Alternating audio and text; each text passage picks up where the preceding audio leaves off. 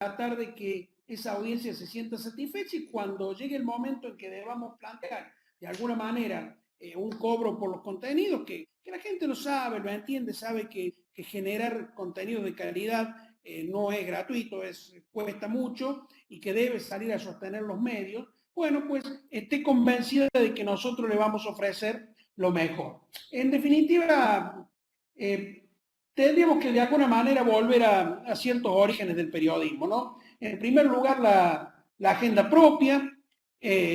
¿Por qué? Porque los medios van camino a ser fuertemente hiperlocales, porque esa audiencia más cercana es la que más se compromete con nosotros.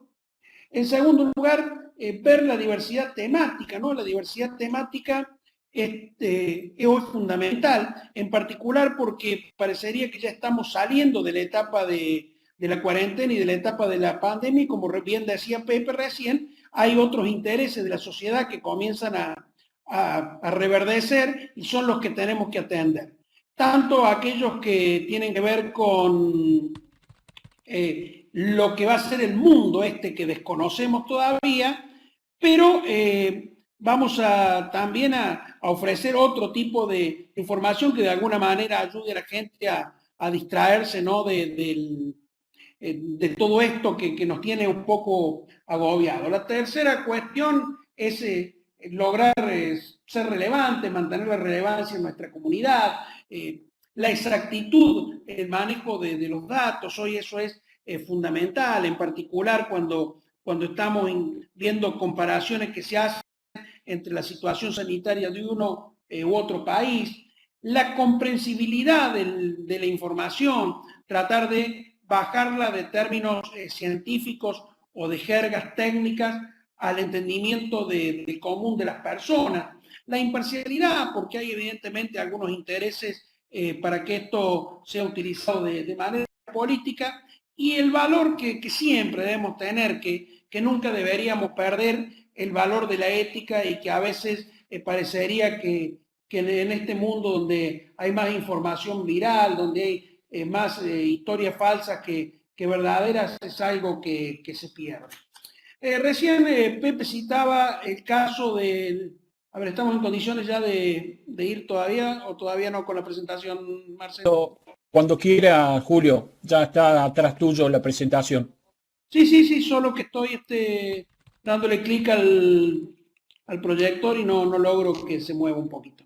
A ver. Ah, ok, ahora le pido a Mario que lo revise. No te Por preocupes, favor, ya te aviso. Dale, por dale. favor, porque quiero entrar en algo que recién lo mencionó Pepe, pero que me parece que merece que nos metamos un poquito más a fondo, porque todo esto lo que hace es confirmar nuestra hipótesis inicial, ¿no? Nuestra tesis inicial, de que tenemos que planificar muy bien nuestra tarea periodística para tratar de ofrecer, como decimos, ese producto de calidad, ese producto que conecte y nos conecte con las audiencias.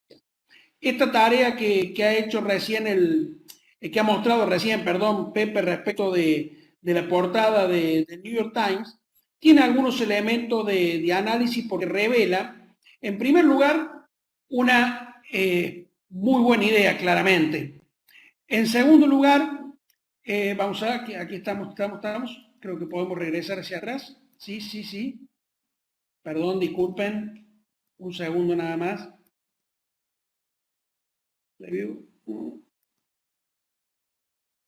Bien, me dan un segundo, por favor, disculpen. Estamos en vivo, ¿eh? Estas cosas solo pasan cuando estamos en vivo. Así es, esto es lo que pasa. No te preocupes, adelante. Ah, está bien. El avance hacia adelante no me está dando respuesta. Ahora sí. Bueno, esta es la etapa que todos ustedes vieron. Sobre esta etapa, creo que hay algunos elementos para analizar. En primer lugar, lo que a todos nos generó es que fue un buen impacto emocional, ¿verdad? Pero vamos a ver también que esta etapa tuvo un impacto político en un contexto de un gobierno como el del presidente Donald Trump, o él personalmente incluso, que en algún momento ha descreído sobre la situación de COVID-19, que ha planteado algún tipo de mensajes que son de algún modo contradictorio, ¿no? Una tapa que también rompe los paradigmas, decían los editores, uno de los editores en particular, que no recordaba que esto se haya hecho en esta etapa moderna de The New York Times, con lo cual hay que tener la valentía para animarse a hacerlo. La planificación, claramente, esto debió ser planificado porque contiene un montón de información muy precisa que requirió búsqueda de información, reconocimiento a otros medios, mucha precisión. De hecho, lo que estaba cargado en la web, una primera versión de la portada, en un tweet, el propio New York Times lo levantó y aclaró que tenía un dato incorrecto y emitió una segunda versión ya confirmada. Un solo detalle que me parece que hubiese sido bueno reconocer que el primer diario que trabajó sobre esto, al menos en esta etapa, fue el diario Globo. Pero en definitiva por allí la idea no era exactamente la misma. Y la otra cuestión era un fuerte trabajo en equipo atado a lo que nos parece central en este contexto y que es la planificación. Recién le citaba justamente Tom Botkin, el director creativo del New York Times, decía que él no recordaba ninguna portada sin imágenes en sus 40 años de trabajo en la empresa. Aunque, dice, a veces algunas páginas llevan gráficos, pero en general sin imágenes no hay. Y esto sin duda, dice, es la primera de los tiempos modernos. Pueden encontrar el propio relato de los directivos, periodistas y diseñadores del New York Times en esa dirección, está en español y cuentan realmente cómo hicieron esa tapa. La cuestión del impacto político, si ustedes lo observan apenas en la introducción o sería en el primer párrafo, realmente dice que estas 1.000 personas que fueron elegidas sobre los 100.000 muertos, representan el 1% del total, no son solo números, no son meros números. Y eso obviamente tiene que ver, como planteábamos recién, con la estrategia de un gobierno de desconocer de alguna manera ese impacto, de poner la economía por encima de las vidas humanas. La segunda cuestión que también vimos recién era el impacto emocional, ¿no? Porque no era una mera lista de nombres, sino que tenía en una línea y media, una breve biografía que rescataba, como ellos mismos lo dijeron, la singularidad de cada persona, ¿no? Quién era cada uno, cómo se lo recuerda a cada uno, porque si no iba a ser solamente una larga lista con nombres y edades, y en realidad creo que esas personas se merecían un homenaje, que es lo que está intentando el diario ofrecerles acá. También luego hubo intentos de parte de algunos usuarios que rescataron esa tapa y lanzaron un desafío, ¿no? Que era, de alguna manera, dibujarlo a Donald Trump jugando al golf mientras la pandemia seguía avanzando, que fueron parte de los cuestionamientos que se le hicieron en los últimos días. Y la gente reaccionó e hizo cosas como esta. Sobre la misma tapa le dibujaba un Trump jugando al golf y eso se viralizó, y esa tapa de New York Times, que hubiese llegado a miles de personas, a miles de sus suscriptores, hoy va mucho más lejos, y hasta personas que quizás no hubieran leído el New York Times por antipatía o por alguna razón o por bronca contra Donald Trump, lo terminaron utilizando de alguna manera como base para el dibujo. Y esto, decíamos recién, era una cuestión en la que había que rescatar un trabajo en equipo, un trabajo en conjunto, un trabajo de mucha intensidad, que por cierto no siempre resulta sencillo para los diarios que no tienen una estructura tan grande, pero a veces también en este tipo de circunstancias hay que abrir las puertas a las ideas individuales, a las ideas personales, porque en todas nuestras redacciones, en todas nuestras organizaciones, hay personas que tienen una extraordinaria capacidad para plasmar con arte lo que está pasando. Este domingo anterior, en el suplemento número 0, que es un suplemento dominical de La Voz del Interior, Juan Colombato, que es el responsable de infografía e ilustraciones, planteó un dibujo a doble página, es un tabloide, un falso berlinés, o sea que es prácticamente el tamaño de una página sábana, poniendo distintas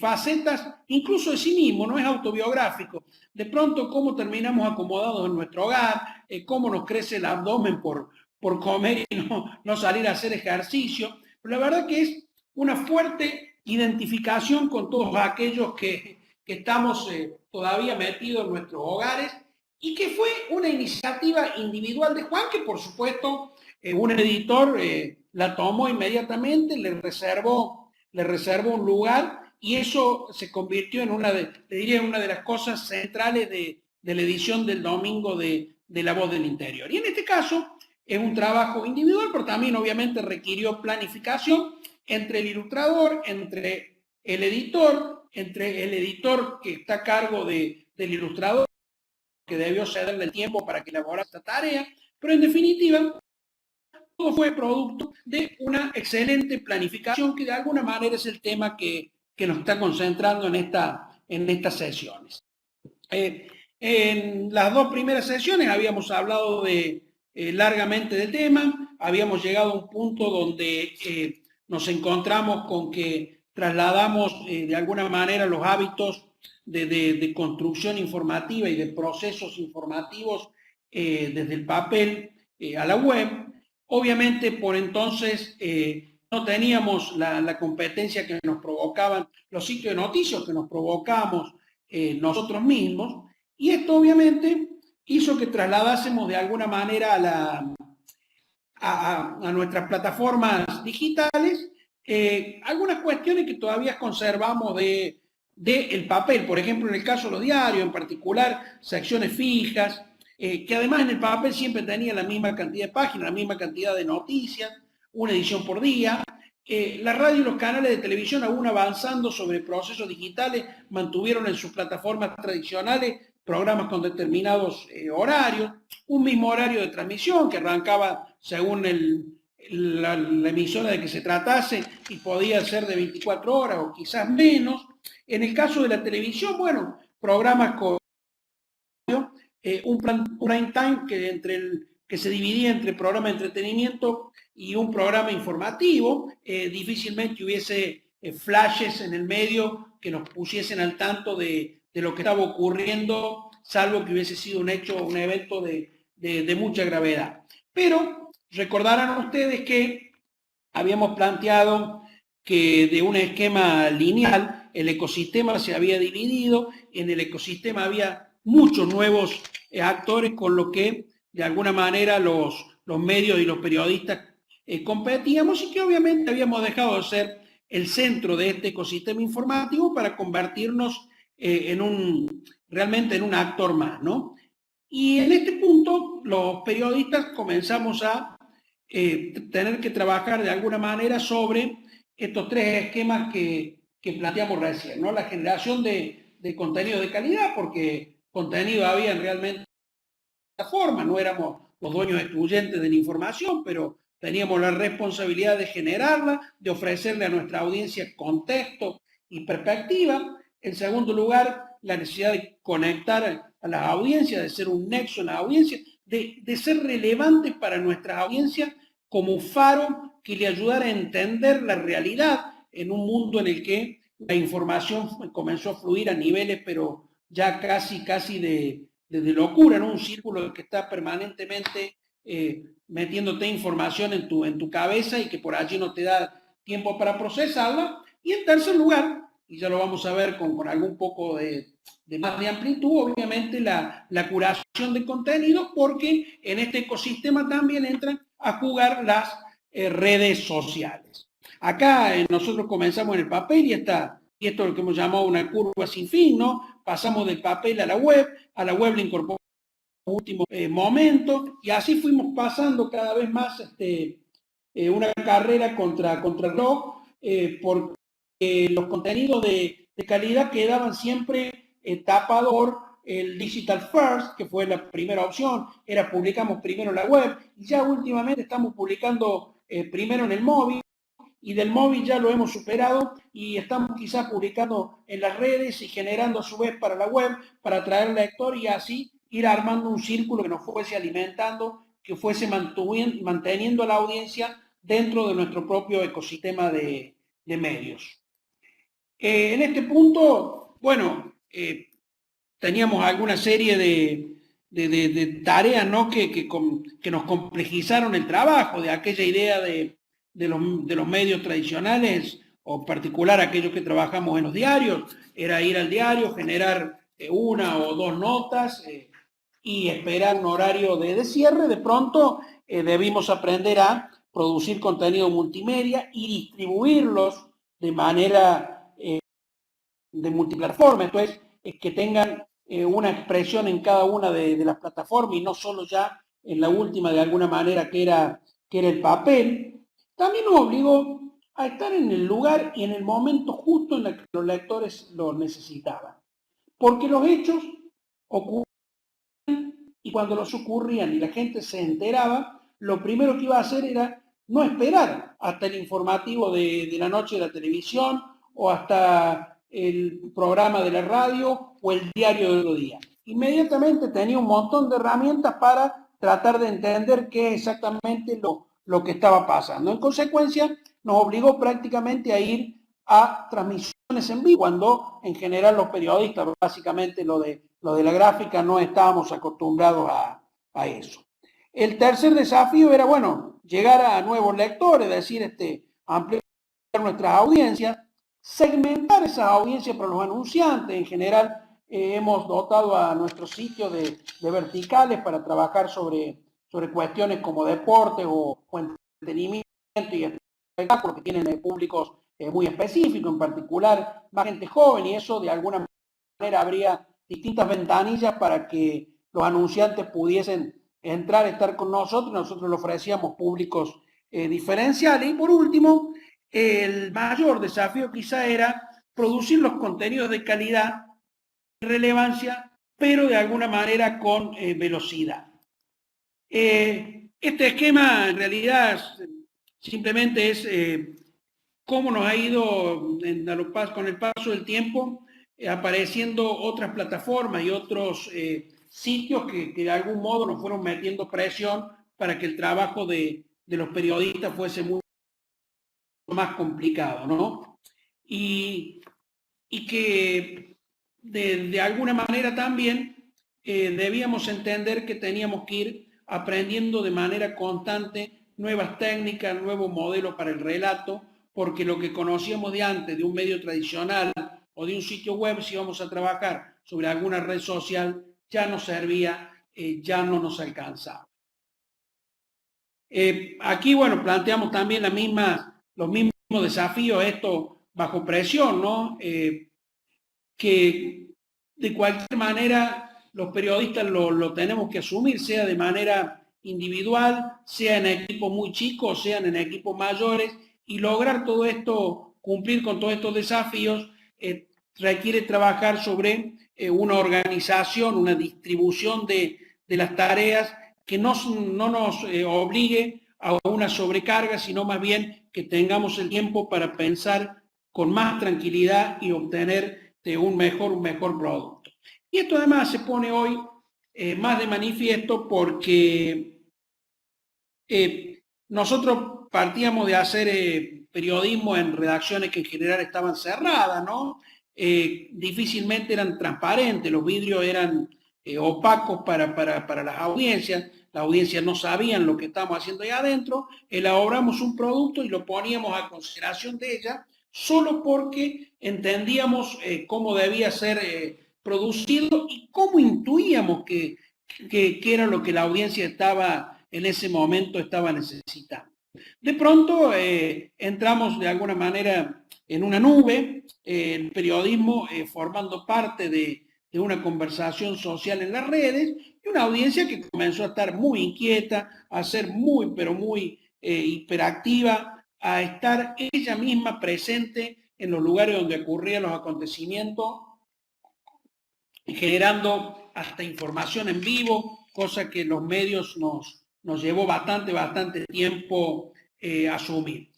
Y esto, como dice la colega y estudiosa Adriana Amado, muy aceleradamente el periodismo perdió el privilegio de la información y los medios en verdad perdieron su monopolio, ¿no? Y costó mucho tratar de entender cómo formar parte de de esta conversación social, porque en general el periodismo durante mucho tiempo estructuró mensajes y asumió que el público los absorbía, los escuchaba, los seguía sin proponerse ser parte de esta conversación social o de este debate público. Y en verdad, si pensado en esos términos, estuvimos con mucha mora, con mucha lenidad en ayudar a construir ciudadanía, a que la gente pudiese participar mucho más activamente en la cosa pública. Y eso hoy, por suerte, ha estado cambiando, producto de las redes, y hay algo bueno que le podemos atribuir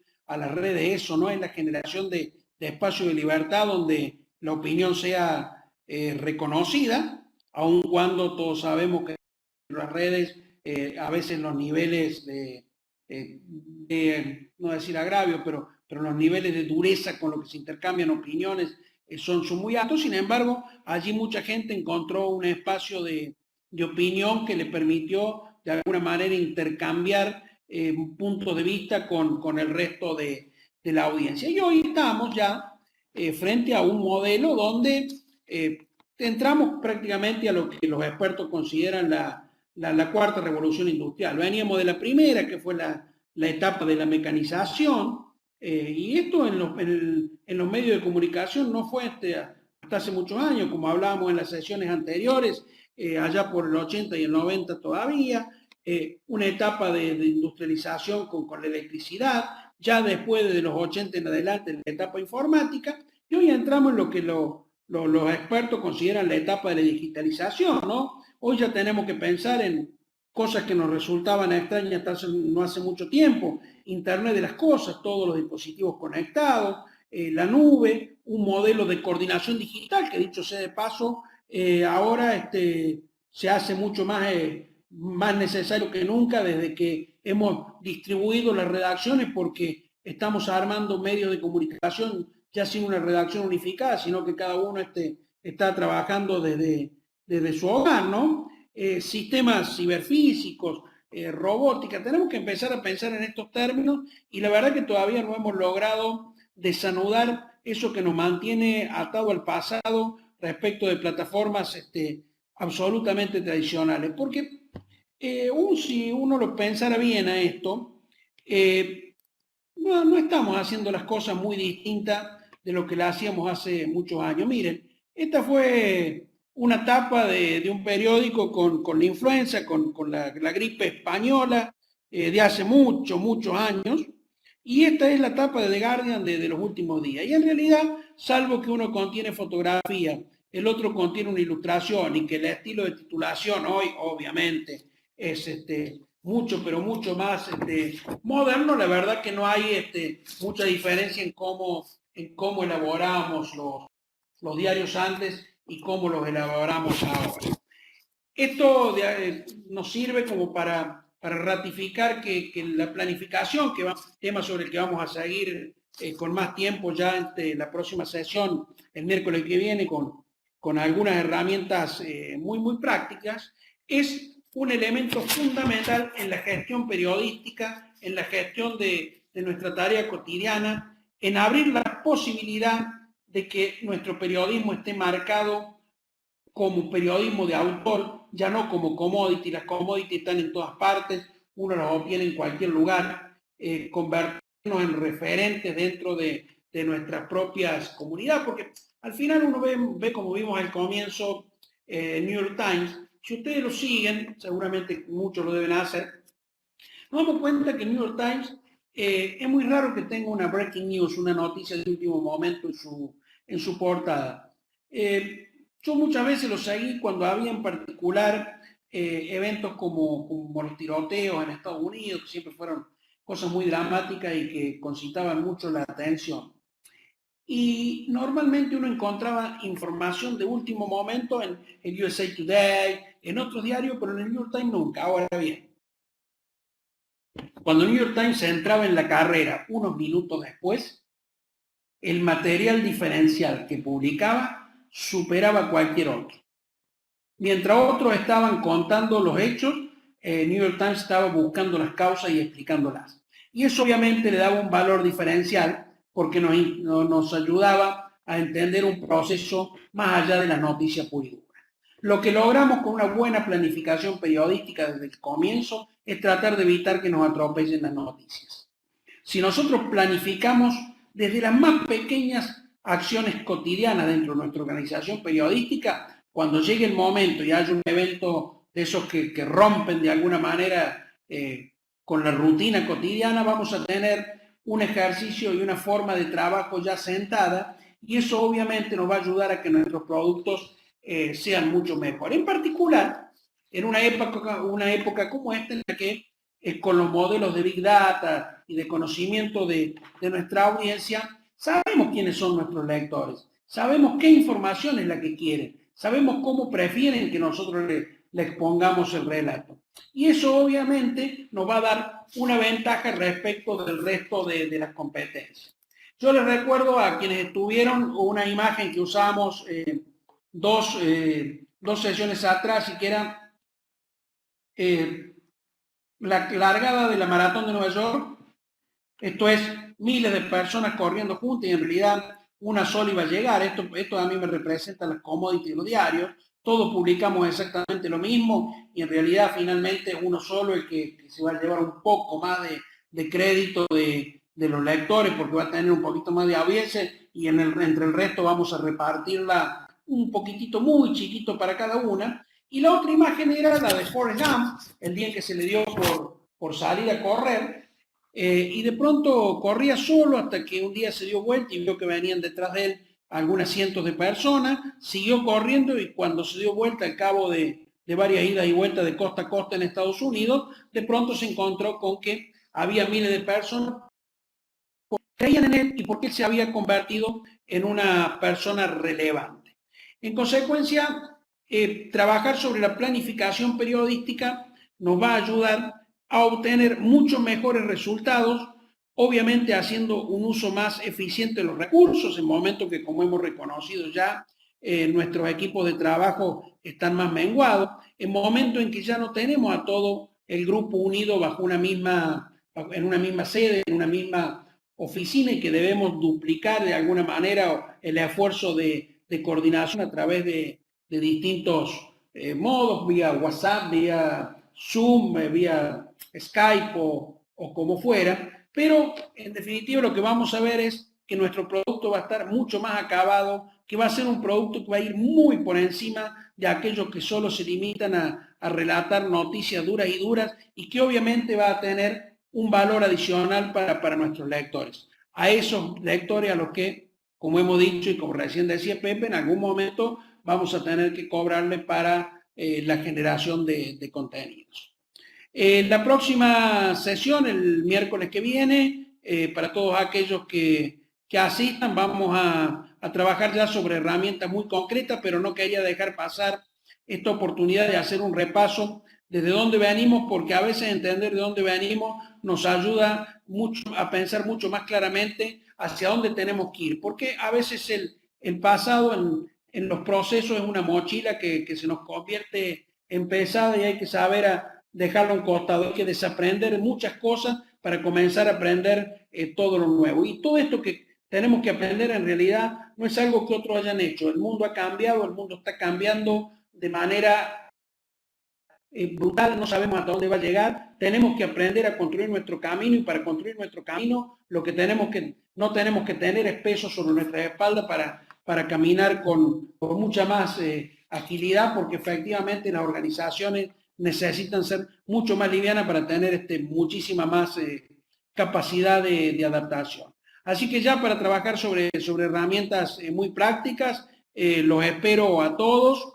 Aquellos que estuvieron en la sesión anterior, yo les había dejado una pequeña guía que en realidad es una forma de hacer un autoanálisis, cómo nos vemos nosotros frente al uso de redes, frente al uso de medios, porque nos va a servir luego para que cada uno lo compare con lo que está haciendo en su medio. Puesto uno en papel de miembro de la audiencia comparado con el medio, nos vamos a dar cuenta del gap que hay y de qué cosas podemos hacer mucho más sencillamente para tratar de darle satisfacción a nuestra audiencia. Aquí les dejo en el chat en este momento, a ver, vamos a ver. Ahí está. Ahí hay una URL que es un acceso, un drive. Les ruego que lo bajen y luego, tal cual han hecho ya algunos de los colegas, quienes les agradezco muy especialmente, me lo envían por favor a esta dirección. EA Medio CBA, lo estoy escribiendo en el chat, digo, para que lo tengan en claro. Porque si bien la idea no es generar una encuesta con un rigor científico, pero tratar de ver una línea media en torno de cuál nos movemos y hacia la última sesión que vamos a tener a mediados de junio, el 12 de junio, si todo sigue bien, vamos a tratar de unificar algunos criterios de acción y de trabajo en función de esas necesidades. Marcelo, hasta aquí llego, me imagino que estarán cansados porque ya van prácticamente más de 2 horas o 2 horas casi de conversación. Así que los dejo abierto obviamente a preguntas.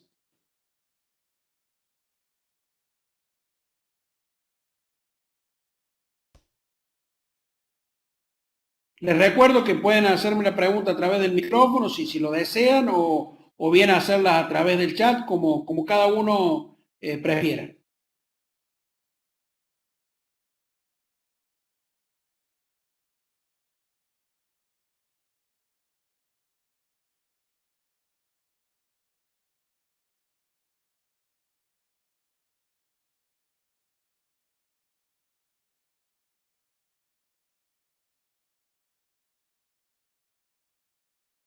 Bueno, me aturde el silencio.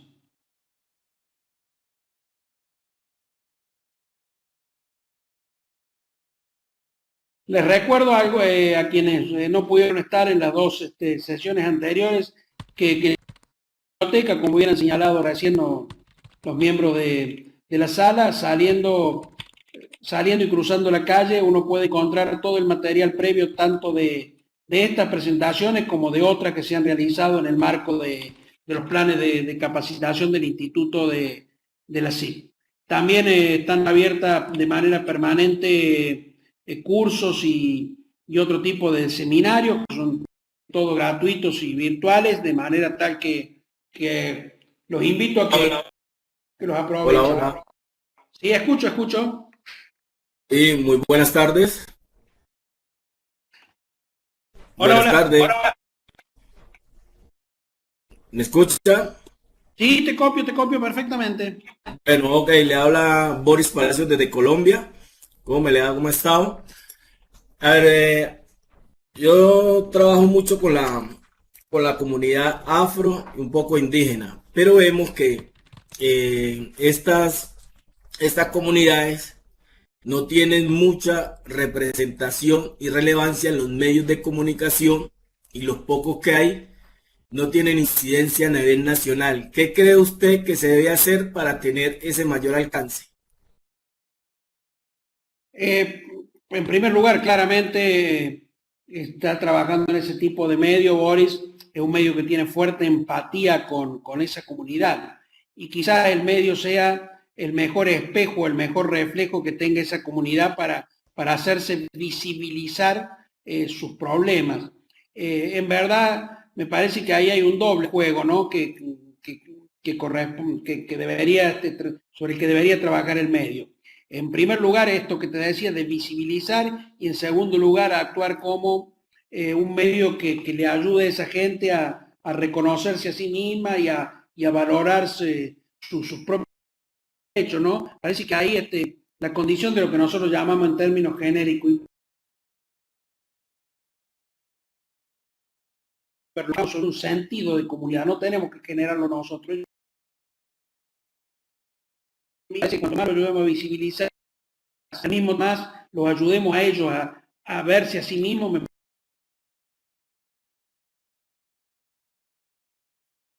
Me pregunta a Guido, ¿cuán importante crees que es no caer en la trampa del contenido? Es decir, enamorarnos tanto de lo que escribimos. Maravilloso. Ese es el problema que hemos tenido los periodistas, Guido, durante muchos años.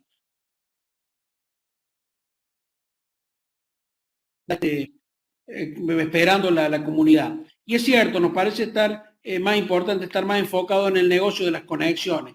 y seguido. Parece ser un problema común entre los editores que no haya suficiente conciencia de aquello que advierten autores como el propio Jeff Harvey, justamente, sí, correcto.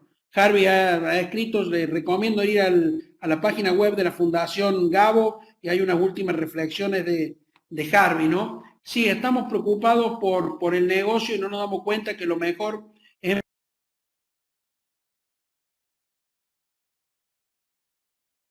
porque el negocio viene después de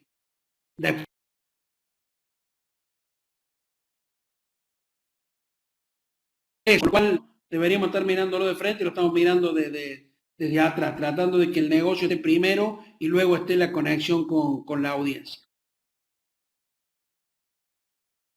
No sé si quedó claro, Guido.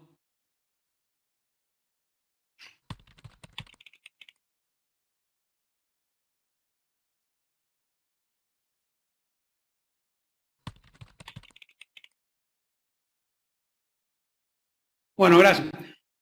Sí, estamos en un problema porque creíamos durante mucho tiempo, no teníamos claro, esto lo planteamos en alguna de las dos sesiones anteriores, eh, cuál era realmente nuestra audiencia, qué era nuestra audiencia. Recuerden ustedes que durante muchos años se llamaron medios masivos de comunicación y la masividad lo que hace, obviamente, es igualar a todos.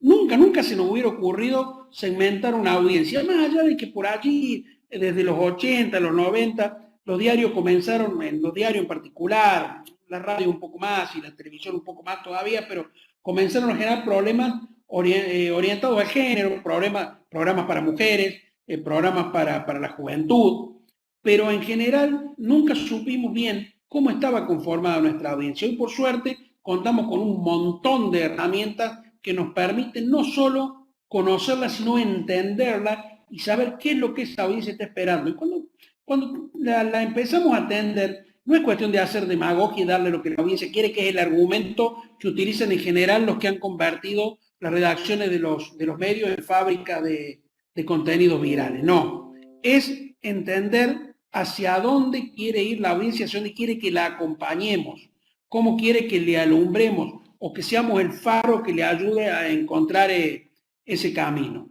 Y esto, por suerte, hoy tenemos las herramientas, lo que nos falta obviamente es cambiar nuestro modo de pensar y orientarnos mucho más hacia eso.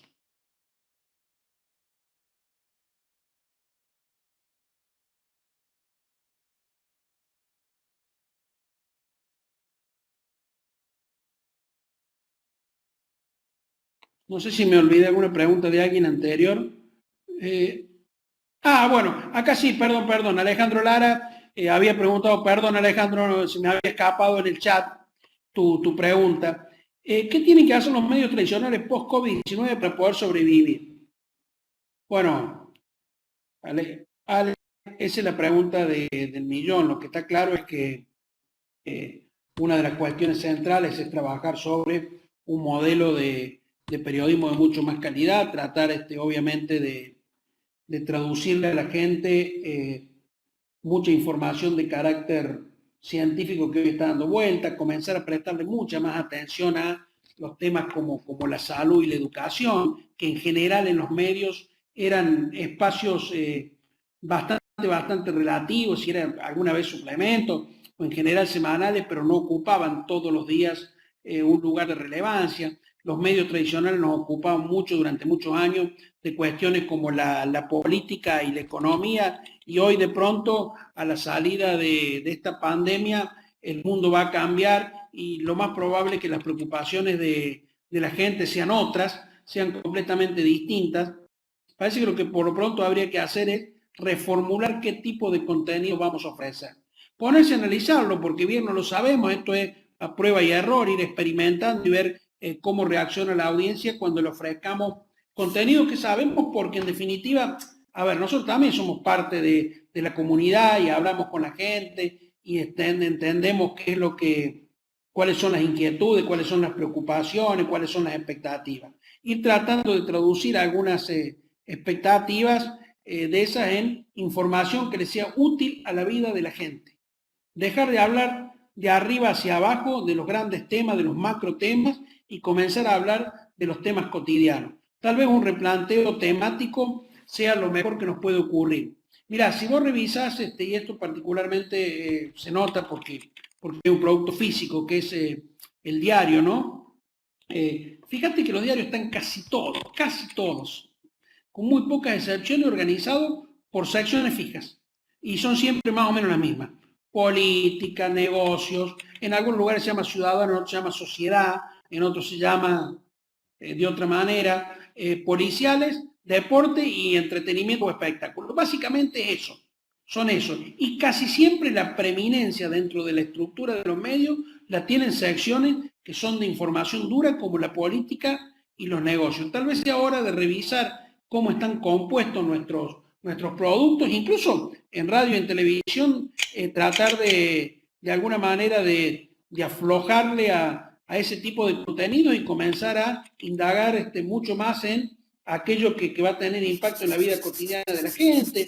En Argentina llevamos 60, casi 70 días de cuarentena, se está discutiendo si el ciclo lectivo, esto es el periodo escolar de los niños, de la escuela inicial, primaria inicial o de la secundaria, se va a unificar en un solo año en el 2021, con lo cual para muchos es un problema porque se pierde una oportunidad de aprendizaje. Bueno, ese es un tema de enorme debate y es un debate que no se va a agotar cuando termine la cuarentena. Te diría que al contrario, es un debate que va a comenzar cuando termine la cuarentena. ¿Qué va a pasar con nuestros hábitos de vida? Mira, hemos cambiado tantas cosas casi sin darnos cuenta, ¿no? De pronto la distancia social se convirtió en distancia humana, ya no hay besos y abrazos, ya los espacios que teníamos de esparcimiento en nuestro hogar se han convertido en espacios de trabajo, hemos montado la oficina en el living de nuestro hogar o en un espacio que normalmente utilizamos para otra cosa. Cambia nuestras vacaciones. Digo, ¿qué vamos a hacer en nuestras vacaciones?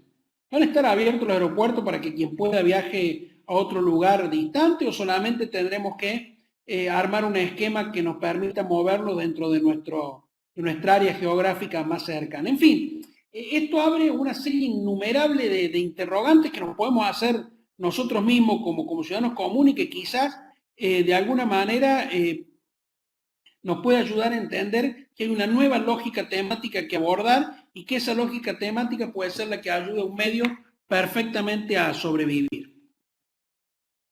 Acá me dice Jesús, muchos de los que dirigimos portales regionales trabajamos más por pasión y contribuir a mantener informada nuestra comunidad. Sin embargo, cada vez se vuelve más difícil mantener estos medios. ¿Qué nos recomienda para poder monetizar o integrar planes para capitalizar nuestras plataformas?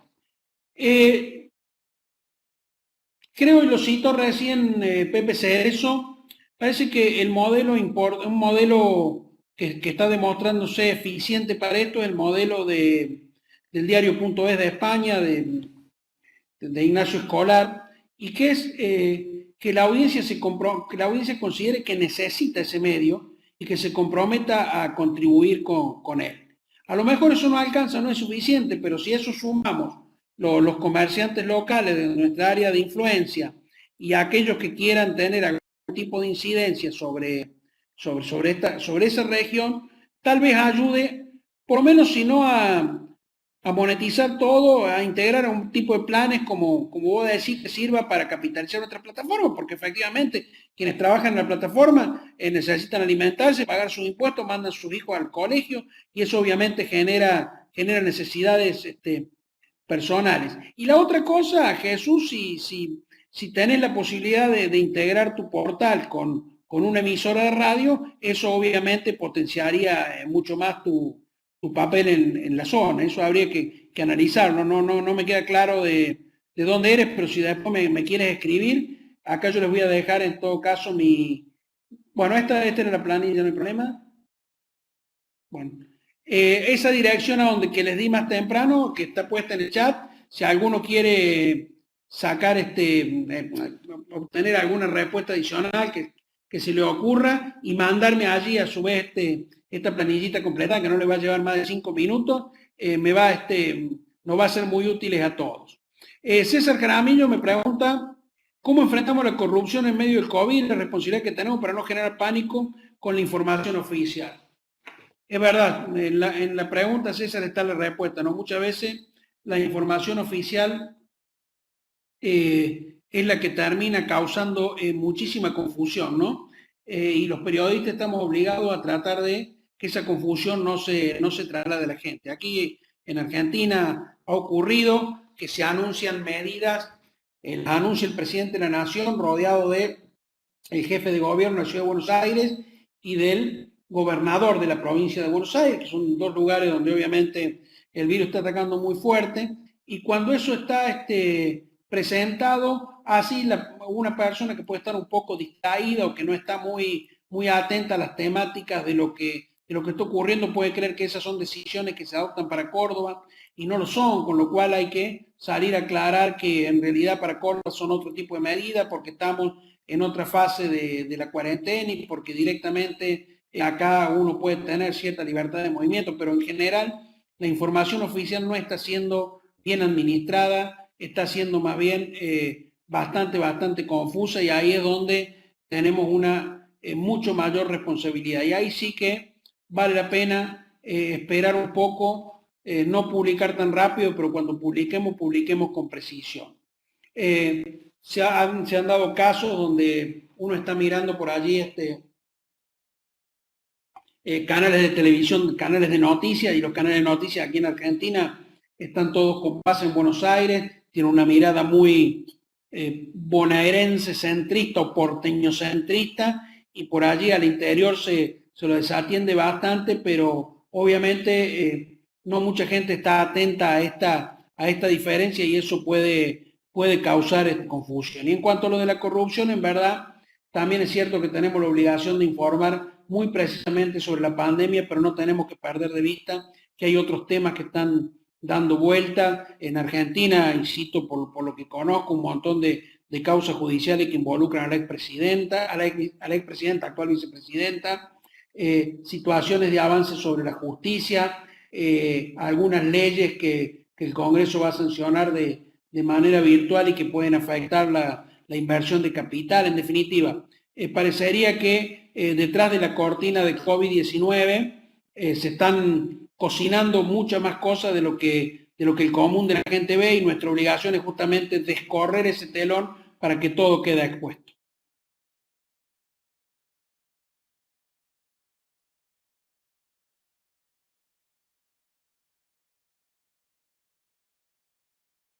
Sigo acá, sigo al frente de ustedes.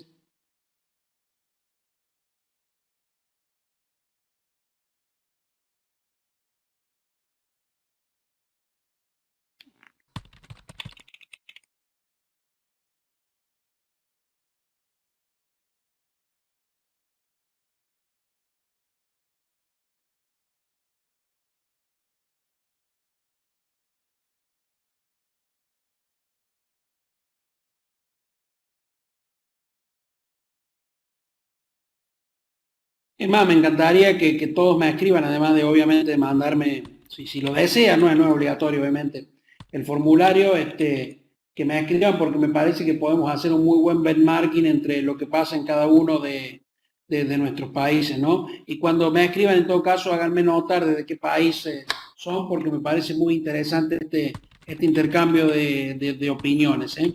Y si alguno se ha quedado con alguna duda o no vio algunas presentaciones anteriores, por favor, le insisto, saliendo del auditorio, cruzando la calle, está la biblioteca, ahí están las presentaciones, y si no, por favor, cualquier cosa, no duden en escribirme, de mandarme mail a esa dirección, y quedamos en comunicación permanente, porque para mí la verdad que esto, más que intentar ofrecer algún tipo de aprendizaje a ustedes, es un aprendizaje para mí mismo.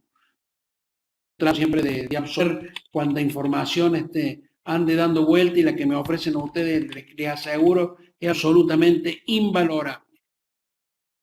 Gracias, César. Ahí tomé nota de alternativas SIP o SBP. Bueno, tan chiquito el chat que no lo veo bien, pero bueno, ya copio la dirección. De todas maneras, si me escribes a eamedioscba@gmail.com, ahí me van a encontrar, y si no, también me pueden contactar vía Twitter, @jperotti, es muy fácil mi dirección. También estoy en LinkedIn, me encuentran como Julio Perotti en Facebook, en fin, en cualquiera de todas las redes sociales, Julio Perotti, salvo les va a aparecer un ingeniero aeronáutico brasileño que se llama Julio Perotti, que suele aparecer cuando uno hace la búsqueda, pero en general si buscan el de Argentina, soy yo y me encuentran y trato de responder lo más rápidamente posible. Ahí estoy escuchando un teclado, alguien está tecleando.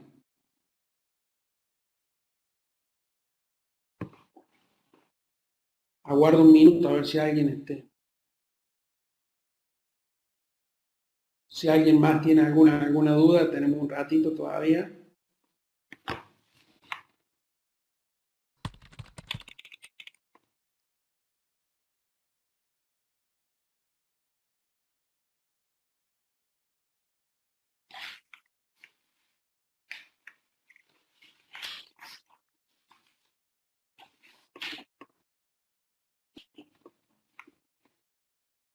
De paso, les pregunto, una sugerencia, ¿no? Porque nos va a ayudar a entender muy bien el periodismo, además de los libros de autores como Pepe Cerezo. Hay un autor catalán, Albert Lladó, ahí se los voy a escribir. Un libro que se llama La mirada lúcida. La verdad que es un libro muy chiquito, muy corto, no chico.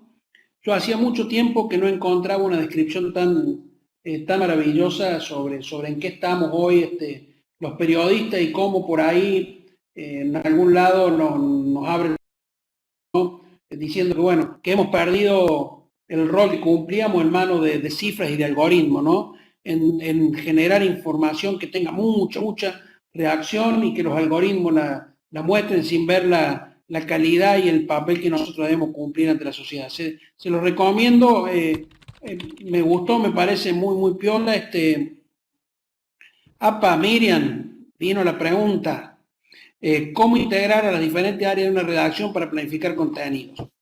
Mira, eso claramente es una primera y absoluta responsabilidad de quien tiene a cargo la conducción de la redacción, del editor, del secretario de redacción, no sé cómo será el cargo que tenga en tu medio, en esa redacción, pero lo que tiene que ser es un modelo absolutamente horizontal donde participen los responsables de distintas áreas. Si tenés un diario, tiene que estar, además del jefe o los jefes de las áreas, tiene que estar el jefe de diseño, el jefe de imágenes. Si tenés algún responsable de infografía, tiene que estar. Y si hay redactores que estén participando en una cobertura, esos redactores tienen que participar. Tiene que haber una gran mesa abierta porque es la mejor forma de obtener ideas que sean útiles, ideas que sean prácticas y conocer realmente cuando uno planifica un contenido las dificultades o no que puedan tener para obtener esa información. Si te sumas, la semana que viene justamente vamos a revisar algunos aspectos de cómo debería estar formada en general una mesa de arena, digamos, para tomar decisiones, cosa que se hace mucho más útil ahora porque de pronto ninguno de los medios tenía tantos expertos en salud, ¿verdad? Puede haber un periodista, dos, cuando mucho, que manejaba esa temática y como de pronto gente que provenía de otras áreas tenía que integrarse a hacer coberturas de temas que no eran frecuentes de ellos. Gente de deporte, gente de policiales, gente de espectáculos, traídas a cubrir cosas como la pandemia y cómo una buena planificación, una conversación amplia, franca entre todos, a esa gente vamos a obtener lo mejor de ellos en este tipo de cobertura. Pero me parece que la respuesta es horizontalidad total. Pero la semana que viene te propongo el miércoles que lo comencemos a abordar mucho más en términos prácticos.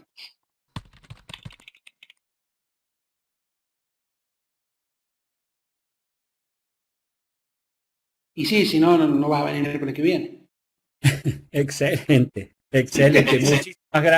Muchísimas gracias, Julio, por tu predisposición y por el cambio tipo Fórmula 1 que hicimos para no hacerles perder tiempo a quienes estaban aquí ansiosamente esperando tu presentación.